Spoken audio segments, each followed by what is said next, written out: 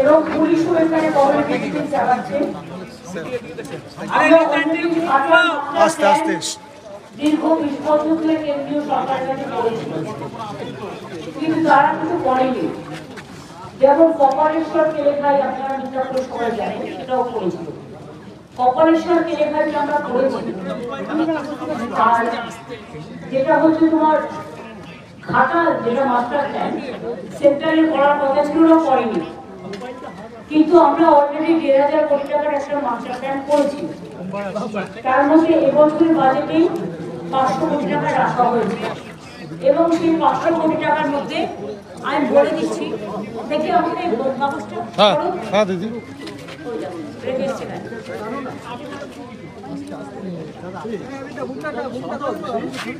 এর মধ্যে ইতিমধ্যেই কিছু কাজ হয়েছে, যেমন দাসপুরে হয়েছে, ঘাটালেও হয়েছে, ঘাটার মিউনিসিপ্যালিটিকেও টাকা দেওয়া হচ্ছে।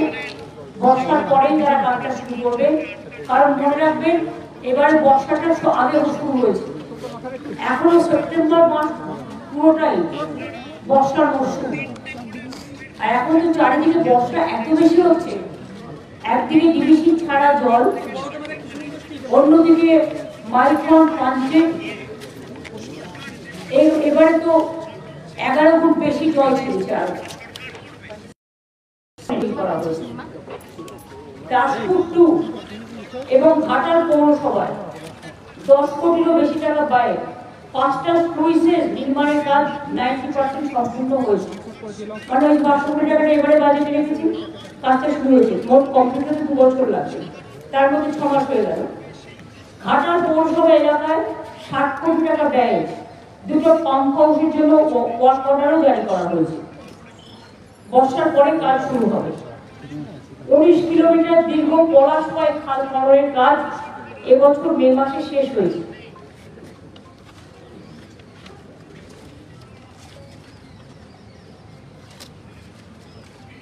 ওল্ড কোশি, সোনাতপা খাল এবং পুরানো সোনাতপা খাল সহ মোট 25 কিলোমিটার নদী ড্রেজিং এর জন্য অর্ডার দেওয়া হয়েছে। অন্যান্য নদী ও ড্রেজিং ও টেন্ডার প্রক্রিয়া সম্পূর্ণ হয়েছে, চূড়ান্ত পর্যায়ে। ঘাটাল পুরসভা এলাকায় শিলাবতী নদীর বাম পাড়ে 3.5 কিলোমিটার দীর্ঘ গার্ডওয়াল নির্মাণের জন্য পরিমিত যে জমির পরিমাণ, সেটাকে যতটা জমি কমানো যায় আমরা দেখব। আর চেষ্টা করব যে মানুষকে উচ্ছেদ না করে, যদি কোনো রকম অ্যাভয়েড করে অল্টারনেটিভ কোনো রুট বাঁচা যায়, সেই জন্য স্যাম্পল সার্ভে শুরু হয়েছে। 84টি নতুন কাজ, যেমন স্লুইস, সেতু এবং ড্রেজিং সহ অন্যান্য কাজের জন্য মাটি পরীক্ষার জরিপ এবং নকশারও কাজ চলছে।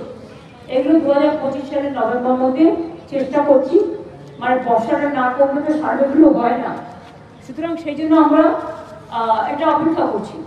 এছাড়া একটা কথা আমি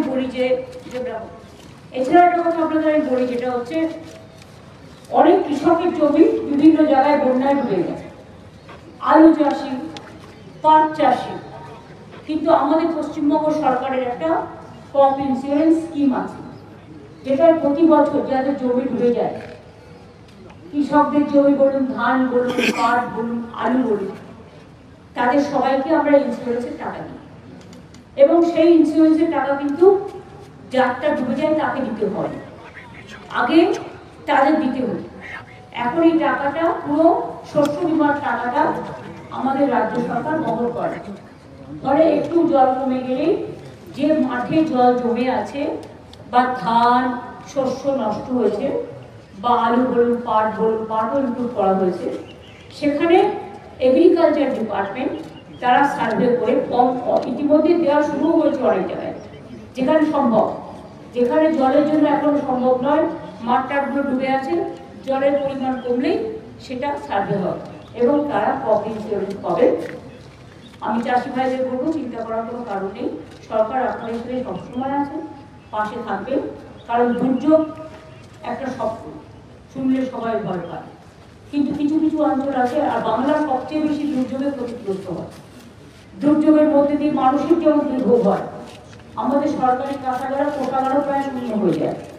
আগে ফ্লাড অ্যাফেক্টেড এরিয়ায় কেন্দ্রীয় সরকার টাকা দিত, গঙ্গা অ্যাকশন প্ল্যানে টাকা দিত, গঙ্গার ভাঙন রোধে, নদীর ভাঙন রোধে। এখন সব বন্ধ, সবটাই আমাদের নিজেদের থেকে করতে হয়। এবং আমাদের আপনারা জানেন 100 দিনের কাজের টাকাও দিতে হয়, কর্মসূচি যেটা আমরা করছি সেটাও বন্ধ। গ্রামীণ রাস্তাও আমরা তৈরি করি, পথশ্রীর মাধ্যমে যতটা পারছি কেন্দ্রীয় সরকার বন্ধ করে দিয়েছে সব। এছাড়াও বাড়ি আমরা আগে করেছি, বাংলার বাড়ি যেটা গ্রামীণ আবাস যোজনায় হতো 45 লক্ষের মতো, আর এবছরও 12 লক্ষ করা হয়েছে মাটির বাড়ি, পাকা বাড়ি করার জন্য টাকা দেওয়া হয়েছে। এছাড়াও আরো 16 লক্ষ মানুষ যাদের লিস্টে নাম আছে তারা পেয়ে যাবে, ডিসেম্বরে হাফ টাকা পাবে, মেতে তার বাদ বাকি টাকাটা পাবে। আর তারপরেও যেটুকু বাকি থাকবে সেটা আমরা বছরে বছরে করে দেবো।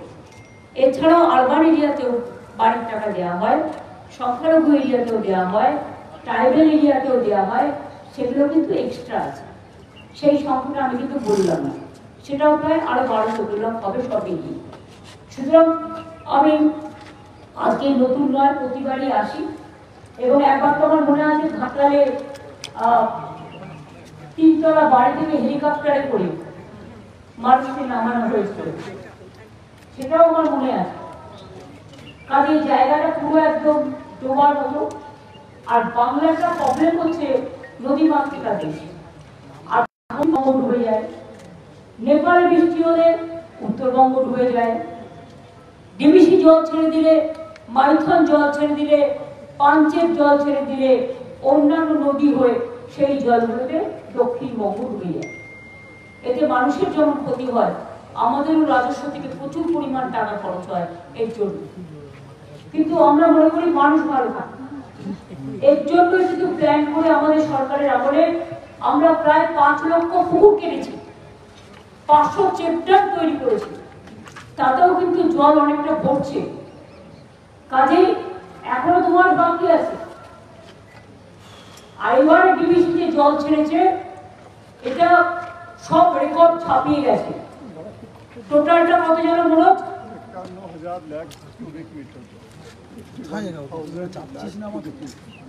51,000 লক্ষ কিউবিক মিটার জল ছেড়েছে। কেন ইমাজিন, মানে ঝাড়খণ্ড যেন না ডোবে, বাংলা যেন ডোবে। তো তোমরা ড্রেজিং করছো না কেন? ওখানে ড্রেজিং করলে প্রায় 10,000 কিউবিক মেট্রিক টন জল ধরতে পারে, কিন্তু ওরা 20 বছর ধরে ড্রেজিং করেনি। মাইথন, পাঞ্চে বর্ষা হলে জল ছেড়ে দিচ্ছে বাংলায়। তো বাংলার কতটা সইবে? এই অত্যাচার আমরা সইব না। আগামী দিন আমি 2026-এর নির্বাচনের পরে এই ডিবিসির জল আমাদের এখানে ছাড়লেই কি করে ডিবিসির জলটাকে আটকানো যায় তার প্ল্যানিং আমরা করব। এতে টাকা লাগবে, বাট আমাদেরও দরকার হবে একটা ড্যাম করতে হবে। ওইদিকে জল ছাড়লে আমরা আমাদের ড্যামে দিয়ে আমরাও জল অন্যদিকে পাস করব। কারণ যতক্ষণ একটা কথা আছে প্রবাদ, শিশু না থাকলে মা দুধ দেয় না। বলতে বলতে বলতে বলতে যখন ফেড আপ হয়ে গেছি, তখন এবার action is our reaction. We have to wait for that. আমরা উইল প্ল্যান ফর নেক্সট, এটাই আমাদের গেম প্ল্যান। আসাম 2 লাখ, আসাম সরকার টাকা পায়, দিয়েছে, বিহার দিয়েছে, বাংলা তো বঞ্চিত না। বাংলা হচ্ছে সব সংখ্যা, বাংলার সাথে সবসময় বিভক্তি সুলভ আচরণ।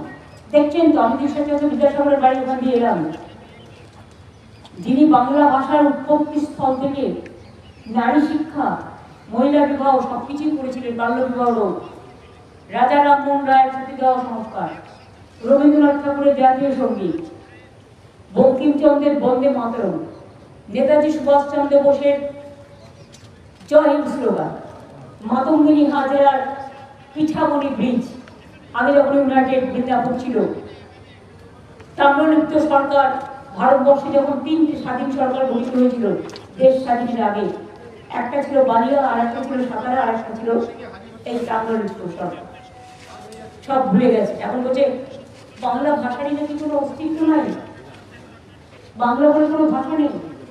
আবার বলছে টুইট করে আমি কেন বলেছি তাই আমাকে ন্যাশনাল সিকিউরিটি অ্যাক্টে অ্যারেস্ট করা উচিত। আমরা যা ইচ্ছে করে যা আমি বলবই। আর একটা কথা হচ্ছে এসআরের নামে, স্পেশাল ডিভিশনের নামে এনআরসি করার একটা প্ল্যান চলছে। সবাই কিন্তু যার ভোটার লিস্টের নাম আছে আবার নতুন করে হবে। এমন কেউ যেন বাকি না থাকেন যে ভোটার লিস্টের নাম তুলবেন না, প্রত্যেকের নাম তুলবেন। আর যেখানে দেখবেন নাম বাদ দেওয়া হচ্ছে সেখানে কি করে নাম তোলাতে হয় আপনারা যাবেন, দরবার করবেন, আমরা সম্পূর্ণভাবে আপনাদের সাথ দেব। মানুষের নাম বাদ দিয়ে তাদের বাংলাদেশ পাঠিয়ে দেওয়া আর ইন্ডিয়ান লোকেদের বাংলাদেশি বলা, যারা ভারতবর্ষে সেটেল হয়েছে, যাদের এপিক কার্ড কে করেছিল ইলেকশন কমিশন, তারা আজকে কেন হবে না? কত হাজার হাজার কোটি টাকা দিয়ে করেছো? আধার কার্ড কে করেছিল? ও government of India crore crore টাকা কি জলে ফেলে দেবে? সেই টাকাগুলো দিয়ে যে জল বন্ধ কি করে হয়, বন্যা, সেটার জন্য কাজ করা উচিত। রেশন কার্ড হবে না, আধার কার্ড হবে না, এপিক কার্ড হবে না, তো কি হবে? 50 বছর আগে তার মা বাবা মরে গেছে, তার বার্থ সার্টিফিকেট চাই। তো তোমাদের বার্থ সার্টিফিকেট আছে তো? এটা পুরো একটা প্ল্যান্টেড গেম। এবং প্ল্যানটা তৈরি করেছে double engine Sarkar, government of India, election কমিশনকে সাথে রেখে। আমরা এটা মানবো না, আমরা এটা সইব না, আমরা এটা মানছি না। সবাইকে আমি বলবো জয় বাংলা বলে মা ভই বলে ভোটার লিস্টে সবাই নাম তুলবে। আমার নাম এপিক কার্ডে আছে, এই ভুলটা করবেন না। কারণ নতুন করে হচ্ছে, এটা একটা প্ল্যান মানুষকে বিতাড়িত করার। আসামে 7 লক্ষ হিন্দুদের নাম বাদ দিয়েছিল। হিন্দু, মুসলিম, মতুয়া, রাজবংশী, দলিত, আদিবাসী, মহিলা কাউকে বাদ দেওয়া হচ্ছে না। সুতরাং এই দিকেও আপনারা নজর রাখবেন, আমরা তো নজর রাখছি। আমি কটা কথা বলে গেলাম কারণ সাংবাদিকদের সাথে এর আগে আমার যেহেতু মিট করার সুযোগ হয়নি, আজকে আমি মেদিনীপুরে ফিরে যাবো और कल के लोगों की झारखंड जाओ। दीदी कोच बिहार में आज एक रेजिडेंट को एनआरसी नोटिस फिर से दिया गया है क्या? देखो आसाम गवर्नमेंट कैसे दे रहा है। आसाम गवर्नमेंट हम बंगाली में बोलेगा, आप हिंदी में ट्रांसलेट करो। अगर वो लोग बंगाली को पसंद नहीं करते तो हम बांग्ला में जरूर बोलेंगे। बांग्ला भाषाয় বলছি এনআরসি নোটিশ রাজবংশকে দেওয়া হয়েছে, শীল পরিবারকে দেওয়া হয়েছে, মধুয়াদের উপর অত্যাচার হয়েছে, মহারাষ্ট্রে কুচিয়ে কুচিয়ে খুন করা হয়েছে, গুজরাটে অত্যাচার হয়েছে, রাজস্থানে হয়েছে, মধ্যপ্রদেশে হয়েছে, উড়িষ্যায় হয়েছে, গুরগাঁও তো এখনো অনেকে জেলে আছে। আর এত বড় সাহস হচ্ছে বাংলা বলে কোনো ভাষাই নেই। যে বাংলা ভাষা স্বাধীনতার জন্ম দেয়, যে বাংলা ভাষা জাতীয় নবজাগরণের জন্ম দেয়, যে বাংলা দেশকে স্বাধীন করে, যে বাংলা সারা পৃথিবীতে পঞ্চম আর সারা এশিয়াতে দ্বিতীয়। আমি অন্য ভাষা বলতেই পারি, আমার কোনো আপত্তি নেই, সবাইকে আমি সম্মান করি, কিন্তু আমার নিজের মা বলতে শেখা ভাষা আমি মা বলতে পারবো না, এটা কখনো হয় না। একটা শিশু জন্ম নিয়ে ফার্স্ট মা বলতে শেখে। হ্যাঁ, মাকে কেউ মাদার বলে, কেউ আম্মা বলে, কেউ মাম্মা বলে, নানা রাখে না, কিন্তু মা তো মাই। মাতৃভূমিকে রক্ষা করার শপথ আমাদের সকল। दीदी ये